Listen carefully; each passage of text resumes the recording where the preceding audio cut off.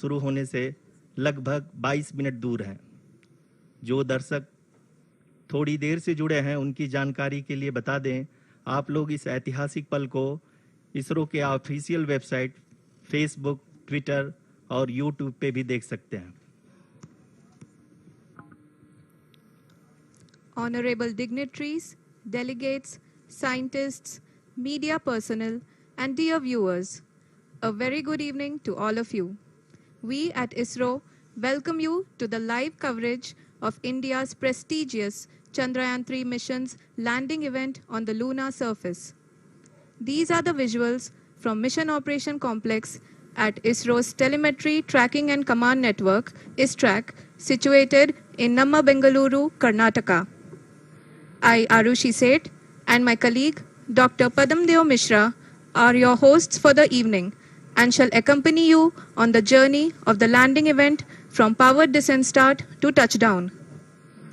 Today, we shall be witnessing the final phase of the critical and most technologically challenging mission operations of Chandrayaan-3, wherein the lander module will be making a safe and soft landing on the surface of the moon.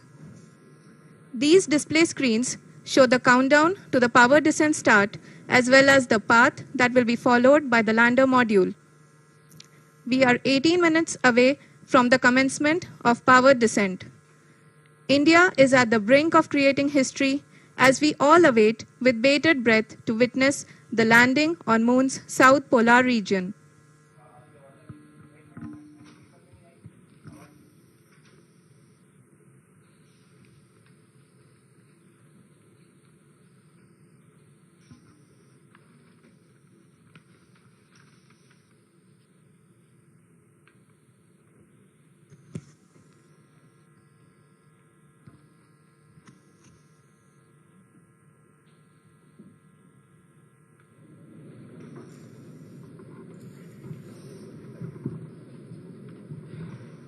ISRO का पहला moon mission Chandrayaan one अक्टूबर 2008 में PSLV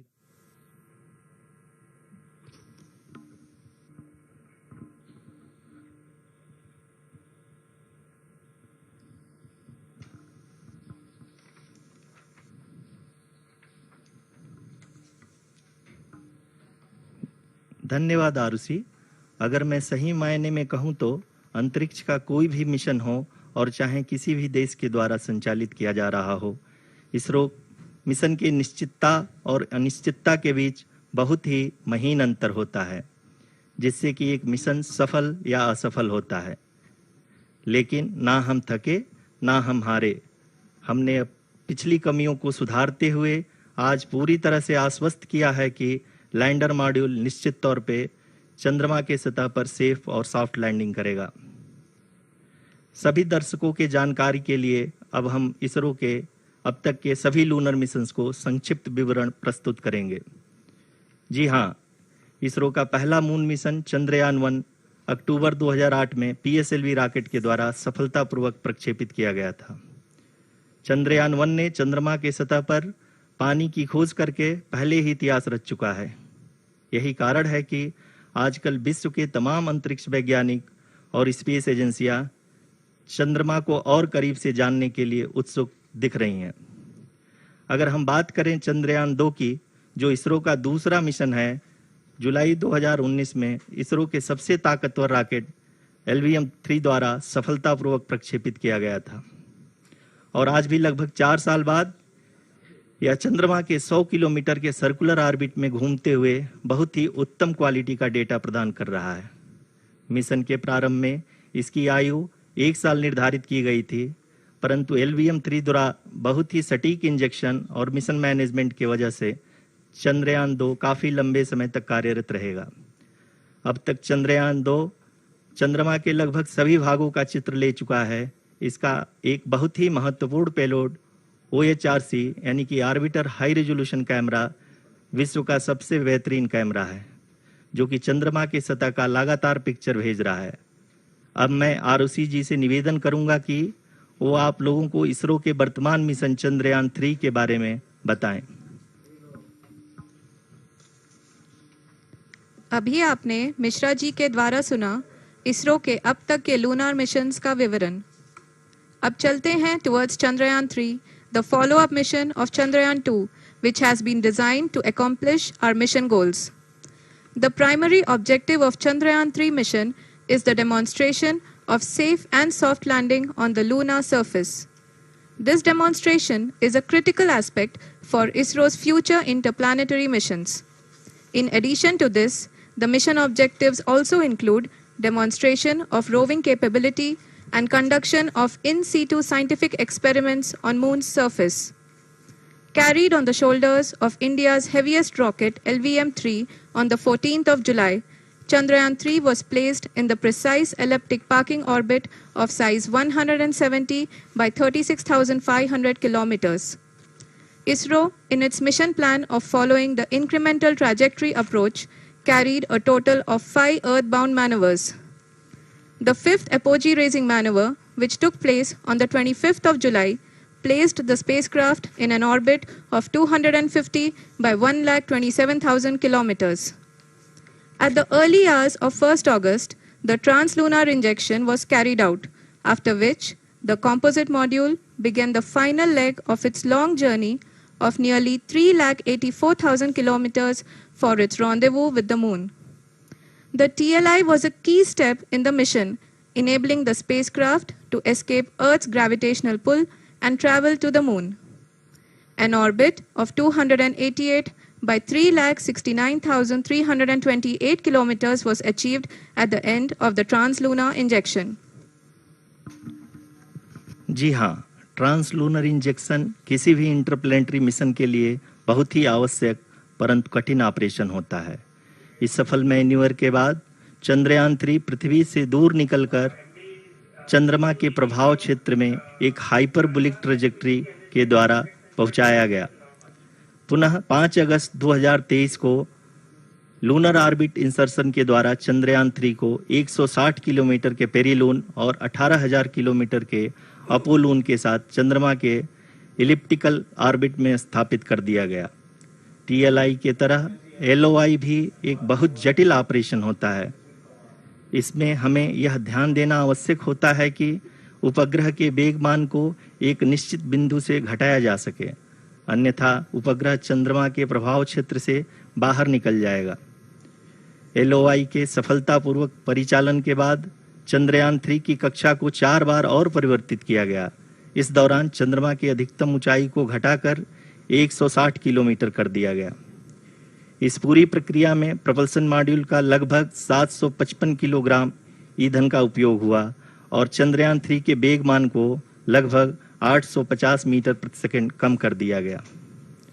lander module को लगभग 150 kilometre के circular orbit में स्थापित करने के बाद 17 अगस्त 2023 को प्रपल्सन मॉड्यूल से अलग कर दिया गया। पुनः लैंडर मॉड्यूल के ऑर्बिट को 2 डीबूस्ट मैन्यूवर्स के द्वारा 150 किलोमीटर के सर्कुलर ऑर्बिट से घटाकर 25 गुणे 130 किलोमीटर के एलिप्टिकल ऑर्बिट में स्थापित कर दिया गया। इस दौरान यह भी सुनिश्चित कर दिया गया कि 800 न्यूटन के चारों थ्रोटेबल थ्रस्टर्स पावर डिसेंट के समय किसी भी चुनौती का सामना कर सकें। लैंडर मॉड्यूल इस ऑर्बिट में 4 दिन तक चंद्रमा की परिक्रमा करता रहा ताकि इसके सभी सबसिस्टम को पावर डिसेंट से पहले कार्यात्मक रूप से वेरीफाई और वैलिडेट किया जा सके। इस दौरान चंद्रयान 2 और लैंडर मॉड्यूल की आपस में बातचीत भी हो चुकी है। और संक्षेप में अब तक की यात्रा की बात करें तो लैंडर मॉड्यूल अब तक 21 बार पृथ्वी के और लगभग 120 बार चंद्रमा का चक्कर लगा चुका है और इस पूरी यात्रा में लगभग 55 लाख किलोमीटर की यात्रा भी पूरी कर चुका है। अब तक के इस पूरे अभियान में यह भी सुनिश्चित किया गया कि सारे ऑर्बिट मैन्यूवर्स इस प्रकार किए जाएं कि लैंडिंग साइट पावर डिसेंट की शुरुआत से ही लैंडर के ऑर्बिटल प्लेन में बना रहे।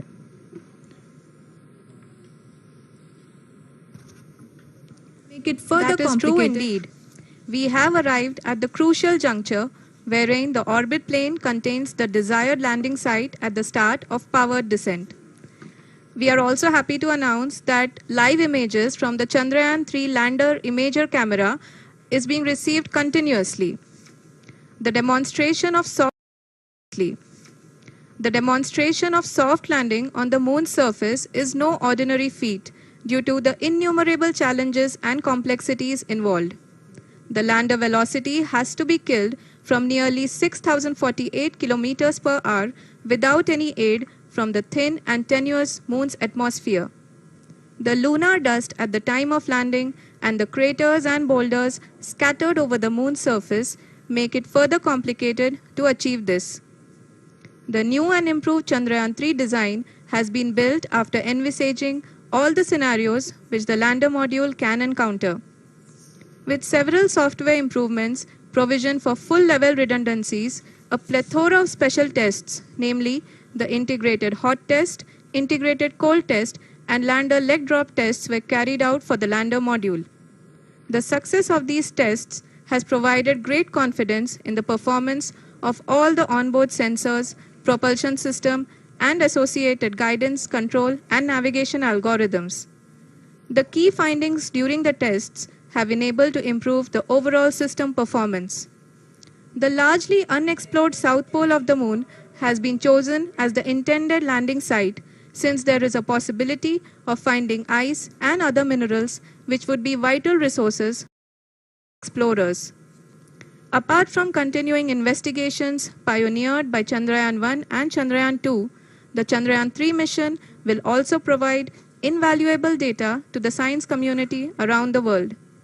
Let us give our viewers a glimpse on the configuration of Chandrayaan-3 mission.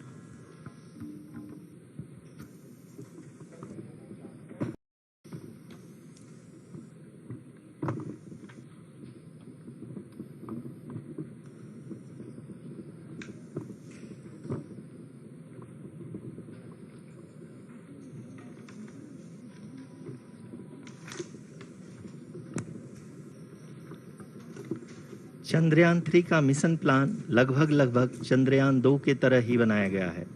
यहाँ यह भी सुनिश्चित किया गया है कि चंद्रयान-3 को रॉकेट से अलग होने से लेकर के चंद्रमा के निकटतम कक्षा में स्थापित होने तक सारी गतिविधियां चंद्रयान-2 के तरह ही हों। और अब हम यह कह सकते हैं कि यह प्लान पूरी तरह से 100% सफल रहा।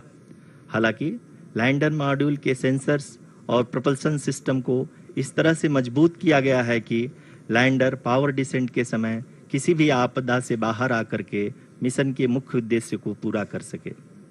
इस क्रम में लैंडर के मुख्य सेंसर्स कारा, लासा, LHBC, LDV और LHDAC का कार्यात्मक परीक्षण भी किया जा चुका है।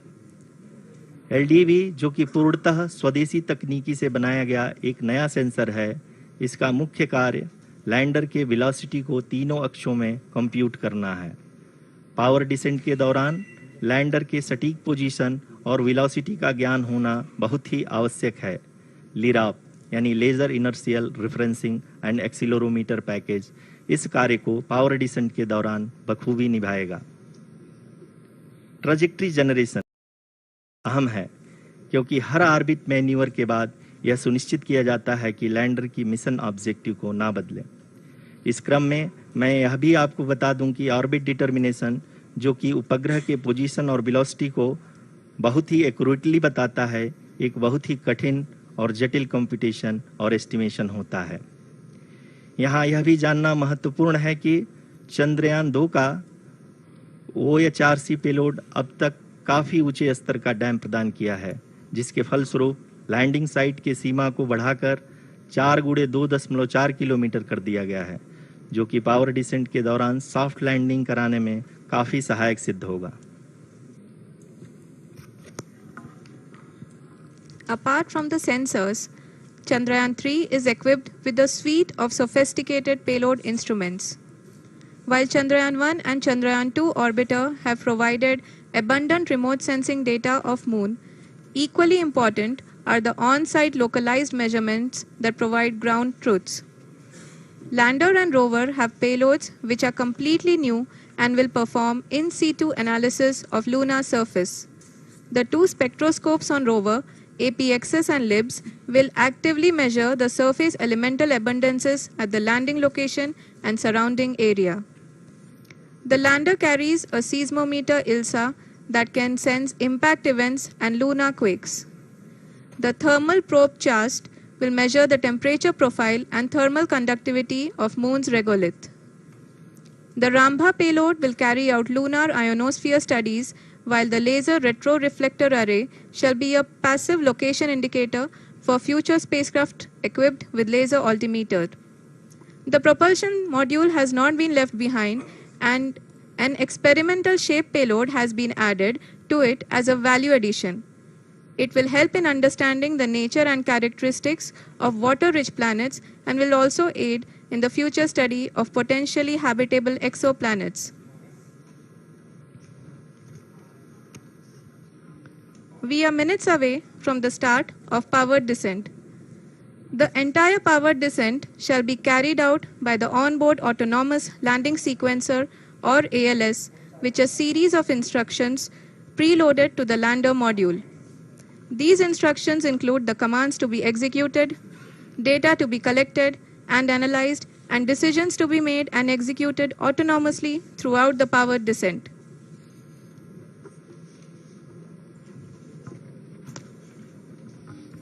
जी हाँ, अब हम पावर डिसेंट के बहुत ही करीब आ चुके हैं।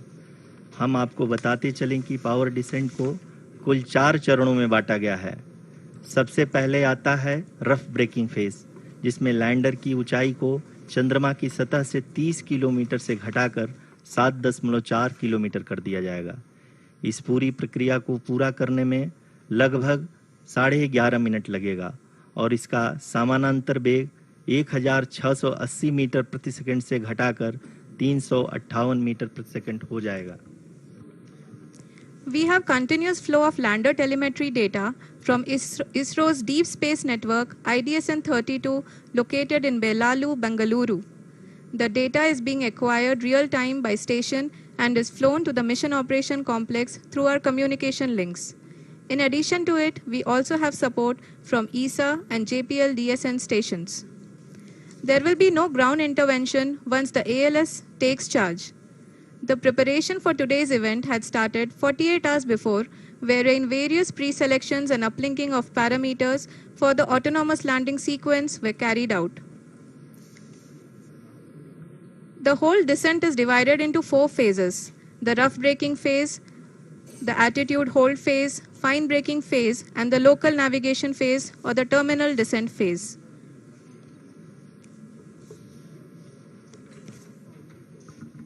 जी हाँ, एटीट्यूड होल्ड फेज, जो कि पावर डिसेंट का दूसरा चरण है, एक बहुत ही महत्वपूर्ण फेज है। इस 10 सेकंड के स्मॉल ड्यूरेशन के दौरान लैंडर के 2 महत्वपूर्ण सेंसर कारा और लासा लैंडर की ऊंचाई की गणना करेंगे। इस फेज के पूरा होते ही लैंडर चंद्रमा के सतह से कुल 6.8 किलोमीटर की ऊंचाई पर होगा। During the rough braking phase, the lander velocity shall be brought down from 1,680 meters per second to 358 meters per second. The altitude will be brought down from 30 kilometers to 7.4 kilometers at the end of rough braking.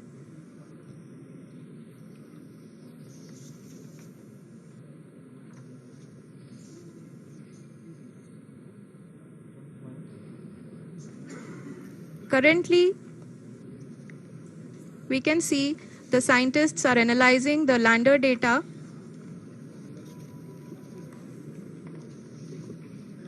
जी हाँ, हम ये देख सकते हैं कि mission operation complex रूप में बैठे सभी वैज्ञानिक ये जो भी डेटा देख रहे हैं वो डीप स्पेस नेटवर्क IDSN 32 के द्वारा प्रोवाइड किया जा रहा है। और अगर हम अब बात करें पावर डिसेंट के तीसरे चरण का, जो कि फाइन ब्रेकिंग फेज होगा, जिसमें लैंडर लैंडिंग साइट से जस्ट 800 मीटर की ऊंचाई पर वर्टिकली होगा। इस चरण को पूरा होने में लगभग 3 मिनट लगेंगे और इस चरण के पूरा होते ही लैंडर की वेलोसिटी लगभग 0 हो जाएगी। The scientists here at ISTRAC are glued to their systems, analyzing all sorts of complex data. We are very close to the powered descent, to the start of the powered descent phase.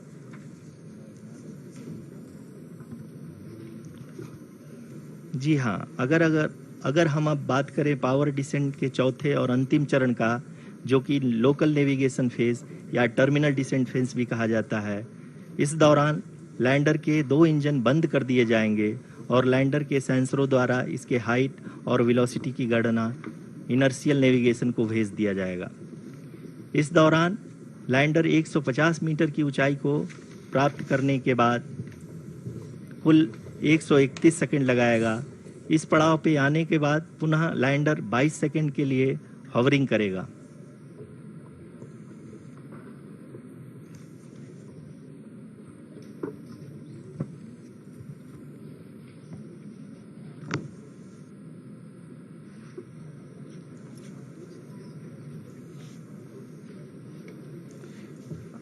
आप इस समय अपने screen पे mission operation complex में बैठे सभी मान्यगणों को देख सकते हैं, जो कि बहुत ही उत्सुकता के साथ टेलीमेट्री डेटा को देख रहे हैं।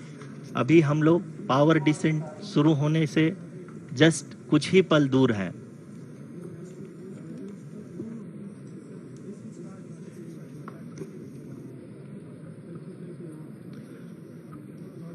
पावर डिसेंट शुरू होने में लगभग 30 सेकंड ही बचा है और हमको ये सारे data mission operation complex room में आईडीएसएन 32 के द्वारा, जो कि लगातार लैंडर के कनेक्शन में बना हुआ है, प्रदान कर रहा है। Dear viewers, the pivotal power descent has begun and the lander module is propelling towards the moon's surface along the intended trajectory.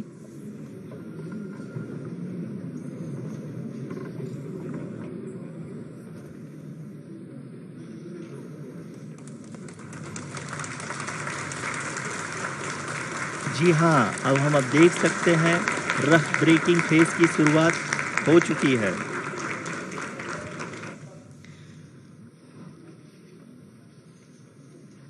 During this rough braking phase, the lander velocity shall be brought down from 1,680 meters per second to 358 meters per second. The altitude will be brought down from 30 kilometers to 7.4 kilometers at the end of rough braking. All this in the duration of 690 seconds or 11.5 minutes. Currently, the Laser Inertial Reference and Accelerometer package, LIRAP, is aiding in the navigation. जी हाँ, अभी आप अपनी screen पे देख सकते हैं कि lander अब तक कुल 191 किलोमीटर हॉरिजेंटल दिशा में चल चुका है और अभी तक इसकी वेलोसिटी लगभग 31 किलोमीटर बनी हुई है।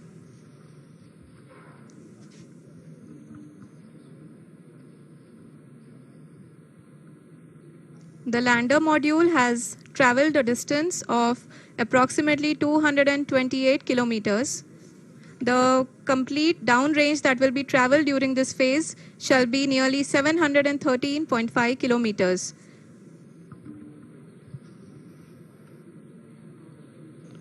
जी हाँ, कुल 745 किलोमीटर के इस रफ ब्रेकिंग फेज में आप देख सकते हैं कि हम लोग लगभग अपनी यात्रा 20% कंप्लीट कर चुके हैं।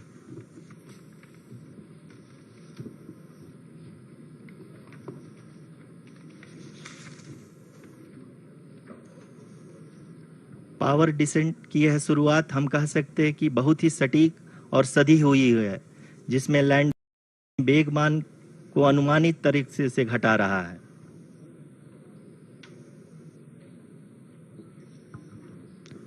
The altitude of the lander module will reduce from 7.4 kilometers to 6.8 kilometers. During the next phase, which is going to be the attitude hold phase, we can currently see that the altitude of the lander module is nearly 31 kilometers. Arushi, अभी हम इस ground trace को देखते हुए कह सकते हैं कि रफ ब्रेकिंग फेज की शुरुआत बहुत ही अच्छे तरीके से हुई है। आप ये देख सकती हैं कि जो भी प्रोजेक्टेड ग्राउंड ट्रेस है, उसी पे अपना लैंडर मॉड्यूल आगे चलते हुए बढ़ रहा है। अभी तक ये देखा जा सकता है कि लैंडर मॉड्यूल लगभग 370 किलोमीटर क्षैतिज दिशा में चल चुका है। The mission operations team is analyzing the data.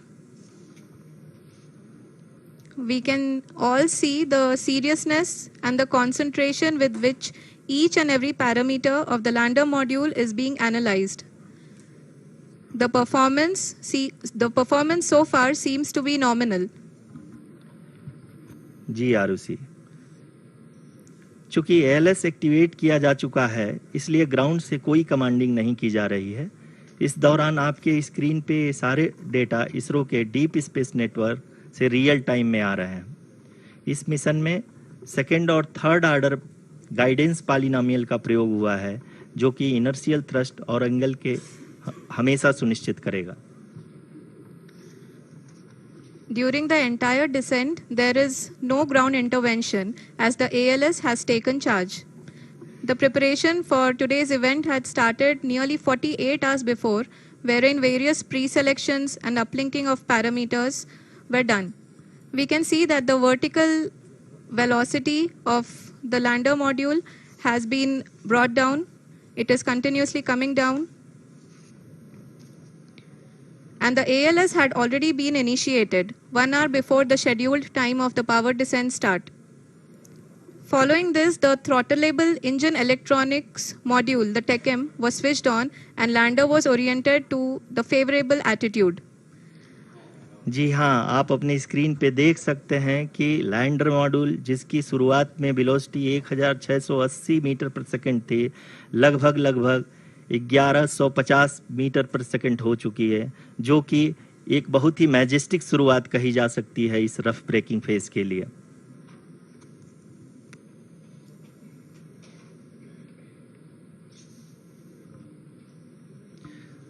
यहाँ पे मैं आपको ये भी बताते चलूं कि आप अपने स्क्रीन पे देख सकते हैं कि द लैंडर मॉड्यूल का आल्टीट्यूड धीरे धीरे अब कम होता हुआ दिख रहा है, और जो कि एक्सपेक्टेड भी है।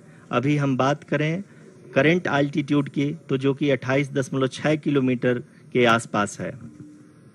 आप स्क्रीन पर ये भी देख सकते हैं Chandrayaan 3 lander imager display. The lander imager is continuously taking photographs of the moon's surface, and that is also being streamed here. Currently, the horizontal velocity has been brought down and the distance traveled is 574 kilometers. The current altitude is 27 kilometers as can be seen on the screen. जी हाँ, करीब अपने आधे सफर को पूरा करते हुए इस rough breaking phase में लैंडर बहुत ही आगे की तरफ बढ़ते हुए अपनी ऊंचाई को घटा रहा है। अगर अब बात करें तो लैंडर की ऊंचाई चंद्रमा के सतह से लगभग 27 किलोमीटर से नीचे हो चुकी है, करीब 26.7 किलोमीटर के आसपास है। The next phase after the rough braking phase is the attitude hold phase, which will be for a duration of nearly 10 seconds. The lander will be oriented such that both the altimeters will be looking exactly towards the moon's surface. At the end of this attitude hold phase, height measurement update to navigation system will be given from the laser and car band altimeters. Currently, we are in the middle of the rough braking phase. जी हाँ, अगर हम ध्यान से देखें तो लगभग 8 minute की यात्रा के बाद लैंडर अपनी हॉरिजेंटल वेलोसिटी को लगातार कम करते हुए अपनी ऊंचाई, अभी की ऊंचाई के समय 24 किलोमीटर की ऊंचाई प्राप्त कर चुका है।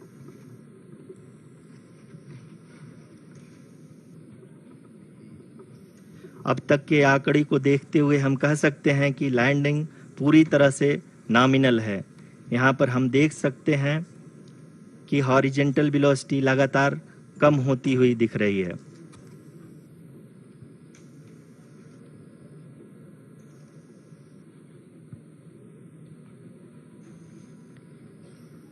The altitude of lander from ground is currently 22 kilometer, which is again going to be coming down, and that is expected. For the viewers who have joined now, We are in the powered descent phase, and we are in the rough braking phase, which is the first phase of the powered descent. We have currently traveled a downrange of 697 kilometers, and the downrange that has to be traveled during this phase is 713.5 kilometers. जी हाँ, अभी आप देख सकते हैं कि lander की horizontal velocity लगभग 720 metre प्रति सेकंड हो गई है। लगभग हम ये कह सकते हैं कि 900 मीटर प्रति सेकंड वेलोसिटी को कम किया जा चुका है।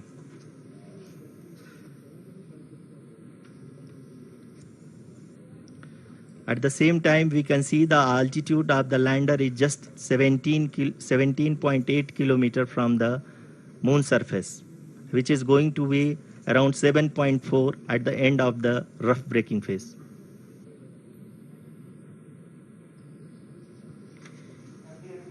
इस फेज के बाद हम जाएंगे towards the attitude hold phase, where we will be expecting sensor update from the laser and car band altimeters.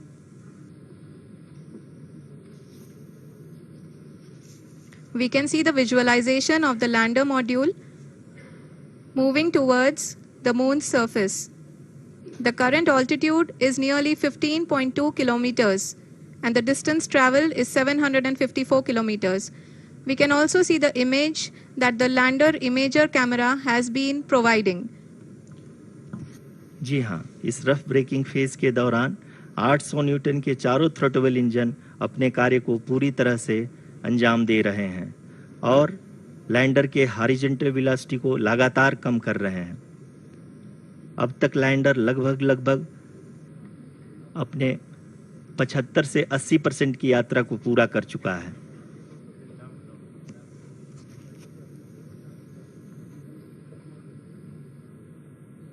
After the rough braking and the attitude hold phase, we shall be having the fine braking phase, which will continue for nearly 3 minutes. The whole phase is being driven by the autonomous landing sequencer and there is no intervention from ground. जी हाँ आरुषि, अभी आप अपनी screen पे देख सकती हैं कि जो करंट आल्टीट्यूड है चंद्रमा के सतह से लगभग 10 किलोमीटर के आसपास है। जी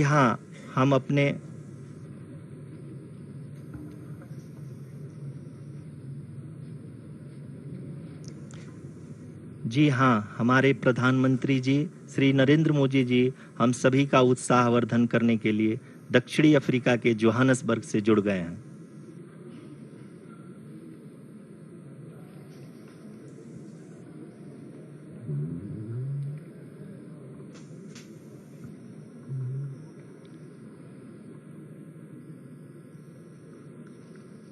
Yes, we are privileged to have with us Honorable Prime Minister of India, Shri Narendra Modi ji, who has joined us from South Africa's Johannesburg to encourage us.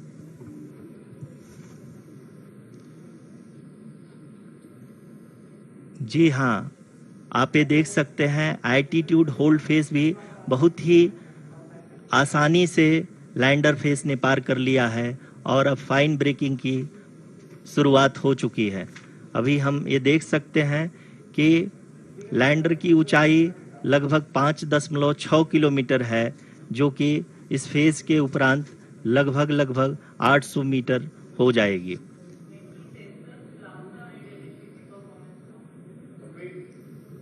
We can hear from the mission operations team that the sensors are performing nominally. And we are currently in the midst of the fine braking phase, which is going to continue for 3 minutes.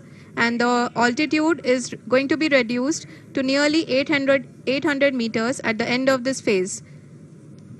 जी हाँ, जैसा कि आरुषि जी ने बताया कि लगभग 3 minute के उपरांत lander की हाइट लगभग 800 मीटर वर्टिकली होगी और यहाँ पे लैंडर की horizontal velocity, vertical velocity, even down range भी लगभग शून्य होगा। We can see the visual of the lander module And we can see that the downrange traveled is nearly 831 kilometers.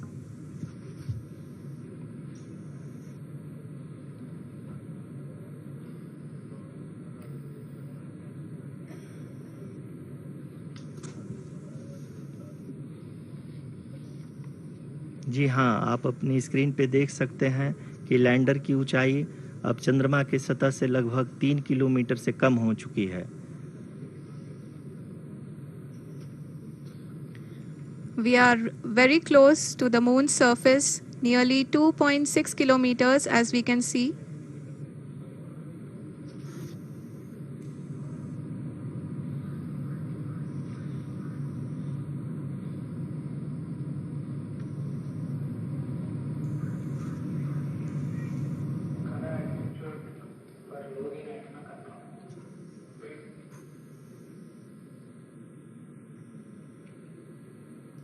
जी हाँ, अभी आप देख सकते हैं कि लैंडर की ऊंचाई लगभग 1 किलोमीटर के आसपास है।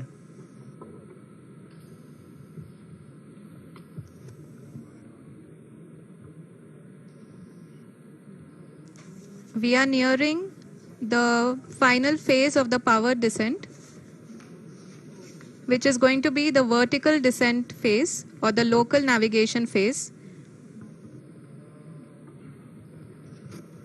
जी हाँ, अब हम फाइन ब्रेकिंग वेव्स के एकदम करीब आ चुके हैं। हाँ, आप तालियों के गड़गड़ाहट से सुन सकते हैं कि हम लोगों ने तीसरे चरण को भी बहुत ही सफलतापूर्वक हासिल कर लिया है और अभी हम वर्टिकल डिसेंट फेज में आ चुके हैं, जिसकी शुरुआत भी बहुत ही अच्छे ढंग से हो चुकी है।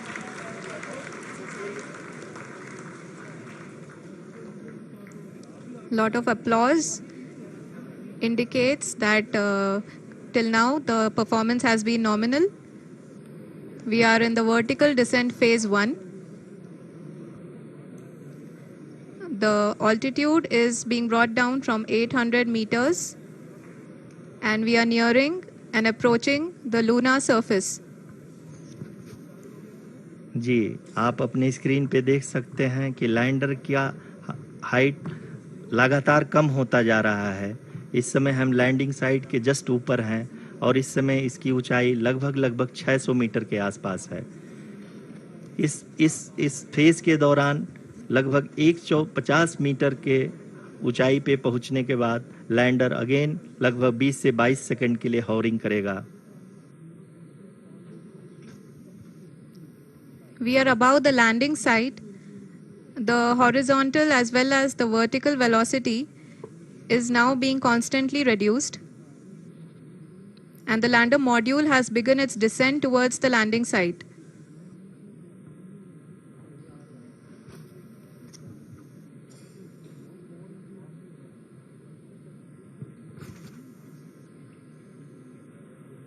जी हाँ, आप अपने स्क्रीन पे देख सकते हैं ये जो पथ निर्धारित किया गया है, लैंडर पूरी तरह से उसी को ही फॉलो कर रहा है। इस समय हम लगभग 200 मीटर की हाइट से भी कम आ चुके हैं।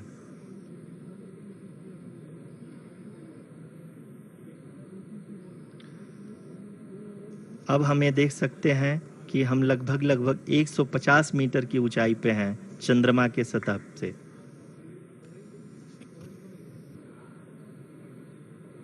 We are approaching the vertical descent phase 2, which will have the lander module hovering at nearly 150 meters above the lunar surface.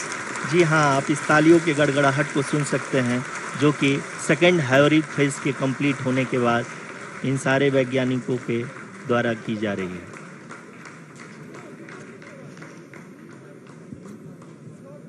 जी हाँ, आप अगर फिर से ध्यान से देखें तो एल्टीट्यूड पुनः कम होता जा रहा है। अभी हम लोग लगभग 135 मीटर की ऊंचाई पे हैं। The sensors that are updating at this point are providing confirmation of the safety of the landing site. As expected, the retargeting is going on and this is a very good signature for the lander. अभी आप ये देख सकते हैं कि lander की ऊंचाई लगभग 65 मीटर के आसपास बची हुई है।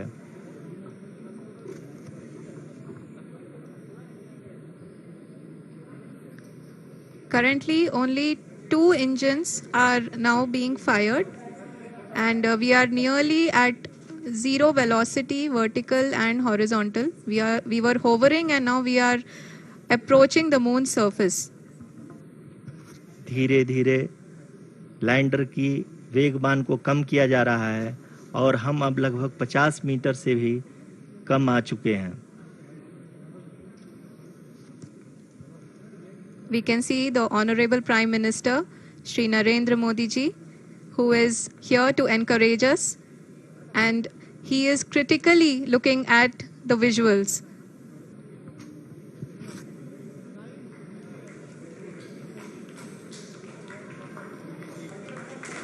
जी हाँ, आप अपने स्क्रीन पे देख सकते हैं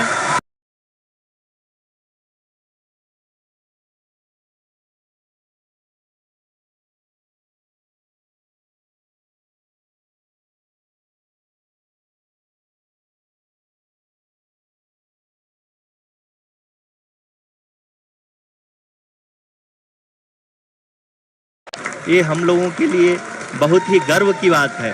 हिंदी में एक कहावत है कि चंदा मामा दूर के, लेकिन अब हम ये कह सकते हैं कि चंदा मामा अपने घर के. बहुत ही उम्दा. The hard work of the entire ISRO community has come to fruition.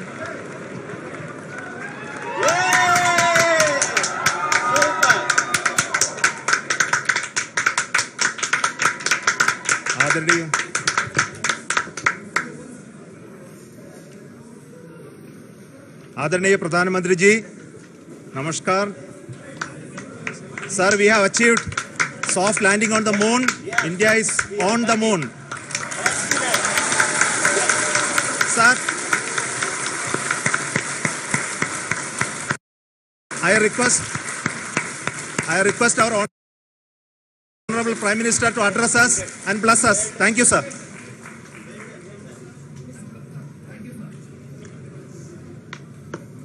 मेरे प्यारे परिवारजनों, जब हम अपनी आंखों के सामने ऐसा इतिहास बनते हुए देखते हैं तो जीवन धन्य हो जाता है. ऐसी ऐतिहासिक घटनाएं राष्ट्र जीवन की चिरंजीव चेतना बन जाती है.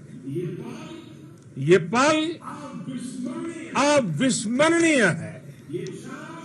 ये क्षण अभूतपूर्व है.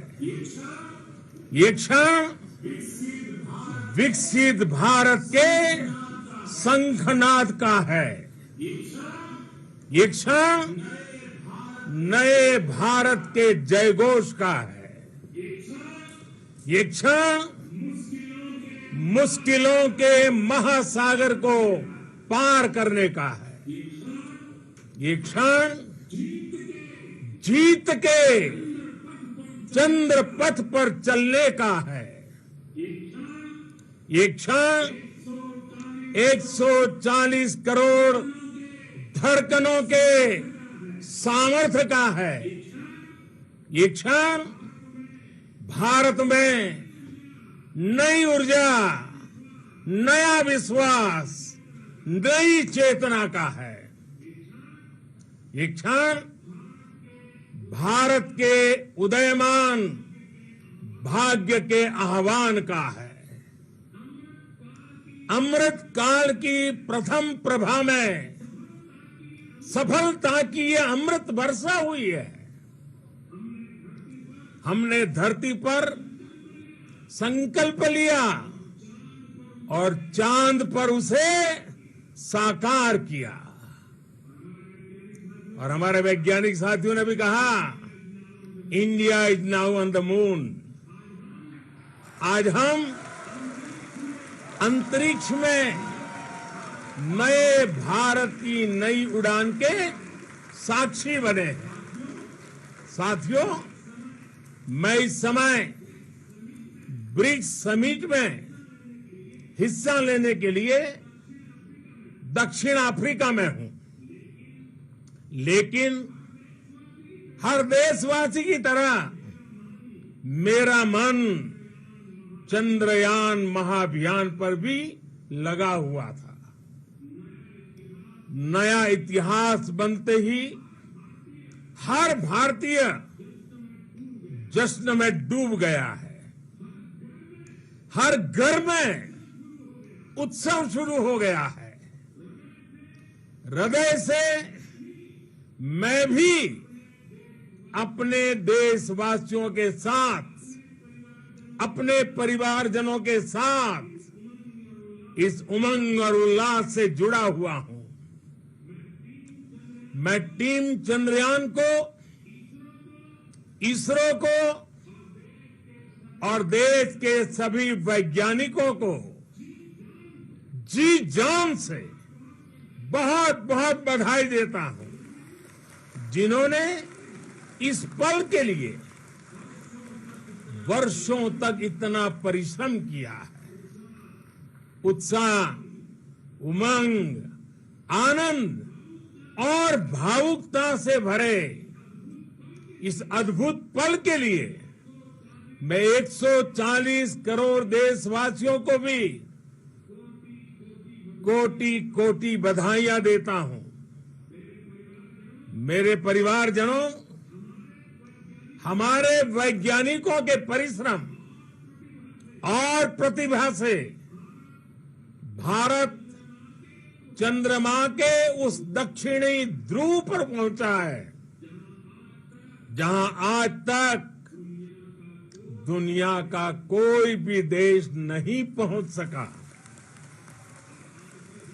अब आज के बाद से चांद से जुड़े मिथक बदल जाएंगे, कथानक भी बदल जाएंगे और नई पीढ़ी के लिए कहावतें भी बदल जाएगी। भारत में तो हम सभी लोग धरती को मां कहते हैं और चांद को मामा बुलाते हैं। कभी कहा जाता था, चंदा मामा बहुत दूर के हैं। चंदा मामा बहुत दूर के हैं। अब एक दिन वो भी आएगा जब बच्चे कहा करेंगे, चंदा मामा बस एक टूर के हैं। Friends, on this joyous occasion, I would like to address all the people of the world, the people of every country and region. India's successful moon mission is not just India's alone. This is a year in which the world is witnessing India's G20 presidency. Our approach of one earth, one family, one future is resonating across the globe. This human-centric approach that we present and that we represent has been welcomed universally. Our moon mission is also based on the same human-centric approach. Therefore, this success belongs to all of humanity, and it will help moon missions by other countries in the future. I am confident that all countries in the world, including those from the global south, are capable of achieving such feats. We can all aspire for the moon and beyond. मेरे परिवारजनों, चंद्रयान महाअभियान के ये उपलब्धि भारत की उड़ान को चंद्रमा की कक्षाओं से आगे जाएगी। हम हमारे सौर मंडल की सीमाओं का सामर्थ्य परखेंगे और मानव के लिए ब्रह्मांड की अनेक संभावनाओं को साकार करने के लिए भी जरूर काम करेंगे। हमने भविष्य के लिए कई बड़े और महत्वाकांक्षी लक्ष्य तय किए हैं। जल्द ही सूर्य के विस्तृत अध्ययन के लिए ISRO Aditya L1 mission launch करने जा रहा है। इसके बाद शुक्र भी इसरो के लक्ष्यों में से एक है। गगनयान के जरिए देश अपने पहले ह्यूमन स्पेस फ्लाइट मिशन के लिए भी पूरी तैयारी के साथ जुटा है। भारत बार बार ये साबित कर रहा है कि sky is not the limit. साथियों, साइंस और टेक्नोलॉजी देश के उज्जवल भविष्य का आधार है। इसलिए आज के इस दिन को देश हमेशा हमेशा के लिए याद रखेगा। यह दिन हम सभी को एक उज्जवल भविष्य की ओर बढ़ने के लिए प्रेरित करेगा। ये दिन हमें अपने संकल्पों की सिद्धि का रास्ता दिखाएगा। ये दिन इस बात का प्रतीक है कि हार से सबक लेकर जीत कैसे हासिल की जाती है। एक बार फिर देश के सभी वैज्ञानिकों को बहुत बहुत बधाई और भविष्य के मिशन के लिए ढेरों शुभकामनाएं। बहुत बहुत धन्यवाद।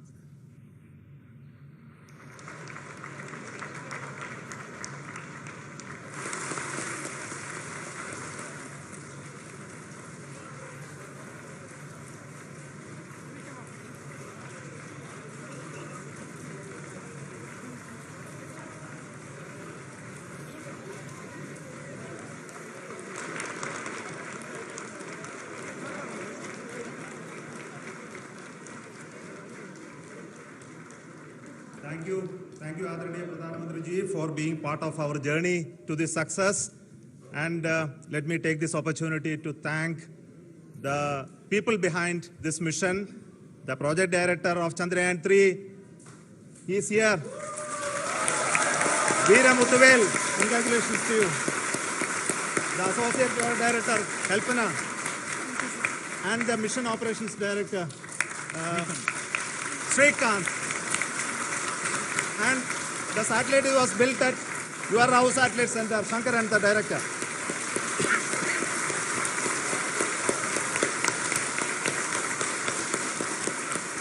Thank you, sir.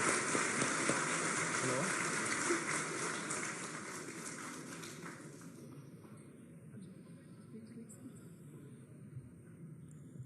It's a great moment of happiness on behalf of team. It gives me immense satisfaction on achieving this goal as a project director of this mission. The entire mission operations, right from launch till landing, happened flawlessly as per the timeline, and we became the 4th country to demonstrate the soft landing onto the moon surface, and we became the first country to go to near to the south pole of the moon.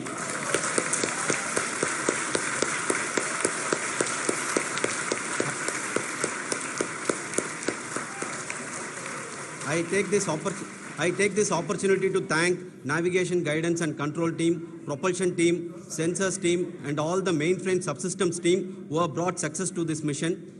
I also take the opportunity to thank the Critical Operations Review Committee for thoroughly reviewing the mission operations right from launch till this date. The target was on spot because of the review process. I also thank the ISRO higher management, right from Chairman ISRO, Director URSC, and all the center directors and higher ISRO officials.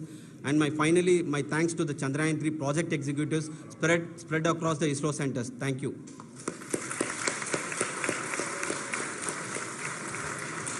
Mission Director Srikanth.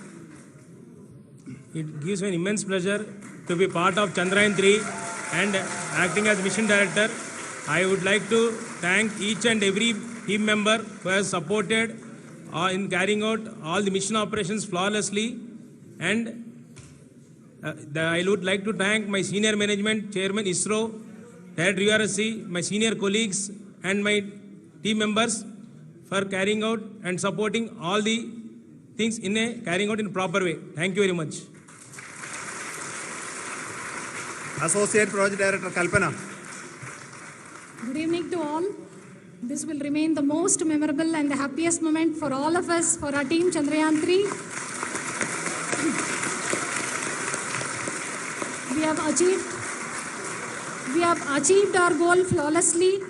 From the day we started rebuilding our spacecraft after Chandrayaan-2 experience, it has been breathe in, breathe out Chandrayaan-3 for our team. And starting from the reconfiguration to all the special tests and the simulations we have conducted meticulously. And this has been possible only because of our immense effort from our Chandrayaan-3 team. And of course, with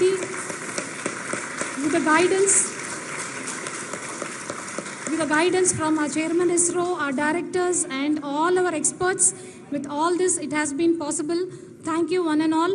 Thank you for all the minutest help which has been provided from all the areas of departments. Thank you. Thank you.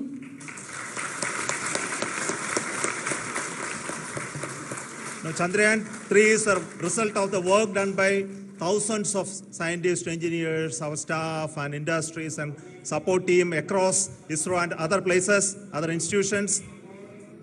And Shankaran has been the lead of the center which integrated all of these efforts in the last so many years. So I request him to speak on behalf of all of you.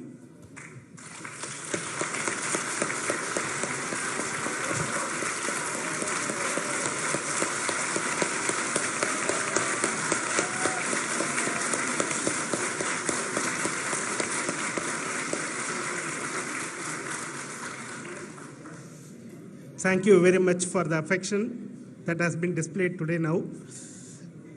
Today, we have achieved what we set out to achieve in 2019. It was delayed by about 4 years, but we have done it. When Chandrayaan-3 was launched, after the separation of the spacecraft from launch vehicle, I said, I will speak the rest of the things after the soft landing. So here I will take a couple of minutes to tell the tremendous amount of effort that has been put in by the entire project team. When I say project team, it is not just only the project director and associate project director. Of course, they are the face of the project.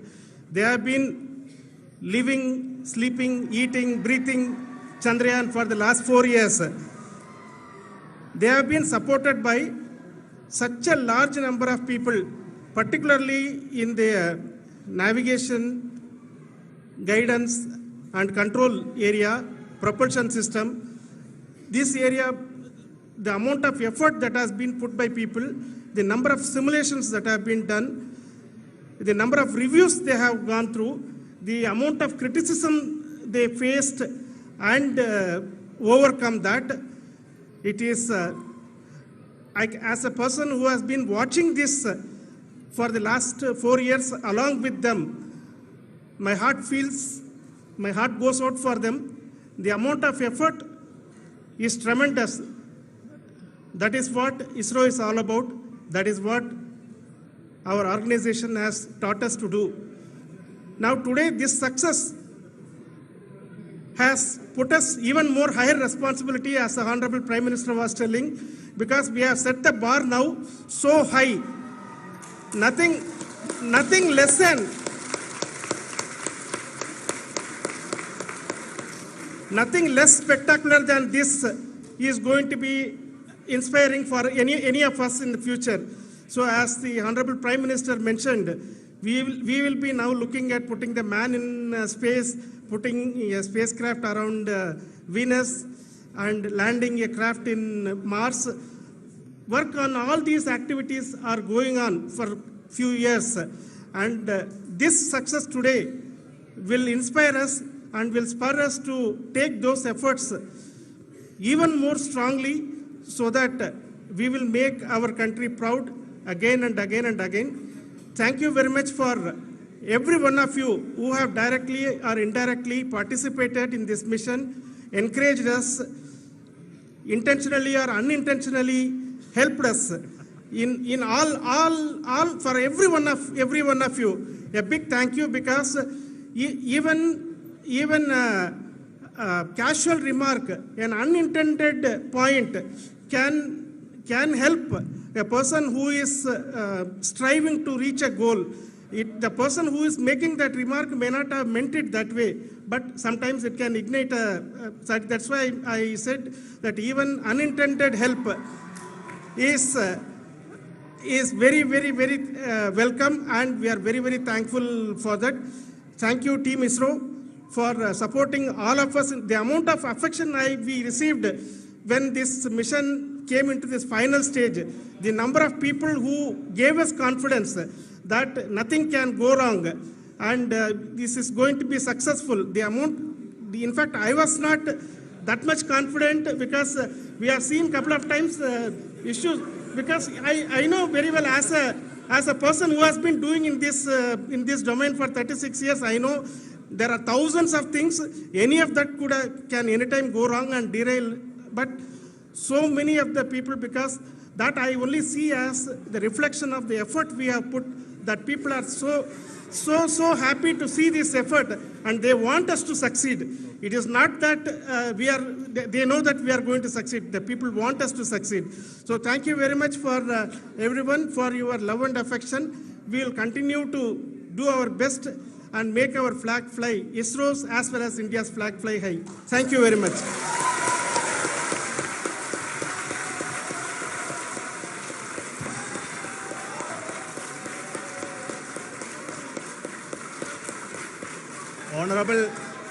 Honorable Prime Minister called me and conveyed his greetings to each one of you and your family, for the wonderful work you did in ISRO.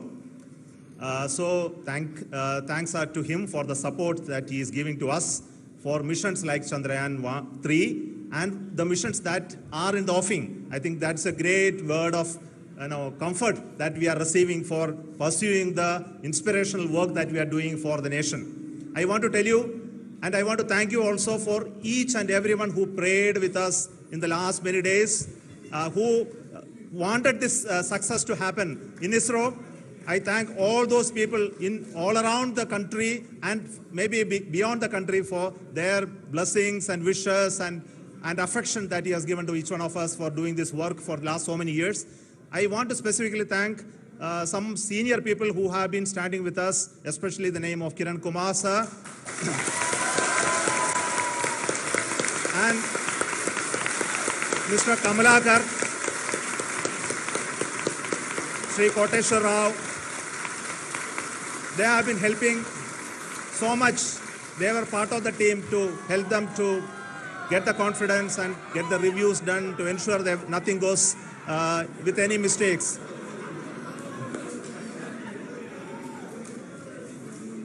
And of course, this is not the work of us alone. This is a work of a generation of ISRO leadership and ISRO scientists.